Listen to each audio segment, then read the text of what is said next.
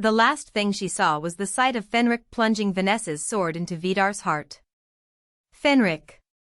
But the world around her was engulfed in blackness again, and nothing was left to be seen. Neither Fenric nor Vidar. There was no trace of them anymore, not even a voice reaching her. Stuck in the dark, Presepe started running endlessly forward, as if she believed that running alone would get her out of this place. But she quickly realized that all her efforts were in vain. The scene did not change no matter how much I ran. She was alone in a world that had stopped spinning. With a face of despair, Presepe sat on the ground, helpless. Are they all dead? Will I stay here like this, trapped in this place, living forever without living or dying? Alone? Even tears no longer fell from her eyes. Within it says, "This is all because of me. It's my fault. Because of me everything ended like this." But she knew deep down that what happened was not her fault alone. However, at this moment she could only blame herself and place all the blame on herself. Sinking silently in agony. Perhaps this was all well-deserved punishment. That's why she can't return to reality, and that's why she's stuck here, in this illusory world, lost forever. After losing even the one she loved. Tears filled Presepe's violet eyes, which were stuck in the darkness. Presepe is in the cage. Suddenly, at that moment, she heard Juyeon's voice from afar. Presepe, who had the blood of monsters in her blood, lost her position, was betrayed and no longer trusted anyone, was the one who locked herself inside her cage, only to finally emerge and face the world. The title "The Cage" does not mean an actual cage, but rather the wall that Presepe built around her wounded heart. Yes. This is the kind of story I wanted to write. A story about getting out of the cage I made with my own hands, and living happily, even if life was sometimes sad, sometimes painful, and sometimes cruel. A story about continuity, resistance, and living like everyone else. Yes, I wanted to be happy. Not to live a life haunted by murder, betrayal, rape, and harm to others, a life in which tragedies are repeated endlessly. I wanted someone who really saw me, needed me. If possible, I would contain his pain as he contained me. As I have been since I fell into this cursed world. I am not driven by forced choices, imposed settings, or inescapable order, but rather I live according to my own choice. Just like I did in the beginning, when I first broke the game and gave Vanessa her sword to Fenric. Was it a mistake that I made that decision? If I didn't, would all this pain be less? But Fenric said it clearly, even if he returned to that moment 1,000 times, he would make the same choice again, and events would repeat themselves as they were. And so was Presepe, she was no different from him. In this cruel world, if she could meet him again, let it go through all this suffering. Precise. In an instant, a gentle and affectionate voice came to her ears, as if consoling her and reassuring her. Everything will be fine. It was the echo of a distant memory. Just like it was on their first meeting, like the day they went to the festival together. I know you are scared and upset. But this is all just a phase. Don't let fear isolate you alone. Now, Presepe is no longer alone.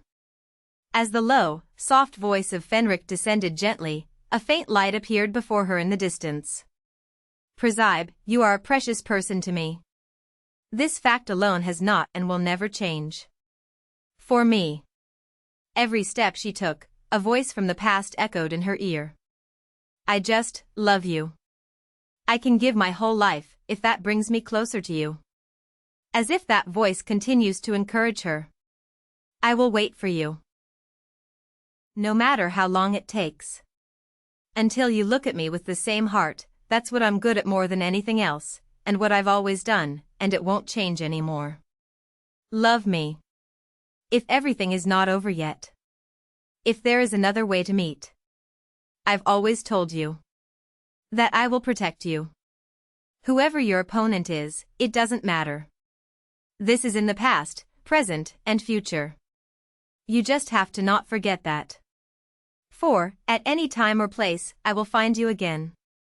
He always found her, no matter how confusing the paths were or how complicated the events were. He watches her, protects her, and is close to her. Could this happen again? Or is this pouring light just an illusion created by her? But those fears couldn't keep Presepe in the dark any longer. When she regained consciousness, she found herself running like crazy towards that light, which is no longer dim, but grows clearer as you get closer. It didn't take long until a bright light like the sun swept over her, engulfing her from all sides. There was no longer darkness, but everything was filled with light. But the power that light carried was enormous, tearing her apart from within. The last thing I heard was, "I want to stay by the Duke's side." It was her voice. Am I allowed to do this? Yes. As long as it's your choice, that alone is enough, was Fenric's response, his voice tender and warm. That was the last thing that reached her. You no longer hear anything, you no longer feel anything. In that overwhelming silence, Presepe opened her heavy eyes. With maximum effort. Presepe. The voice that woke her was so familiar, she couldn't mistake it. Presepe? There was no answer, so the voice started calling her name repeatedly. Then he knocked on the door lightly. "Excuse me, but I'll come in." The door cracked open, and Presepe finally regained consciousness.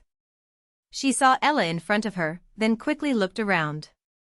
It's the tower. What happened? Is it back to the beginning again?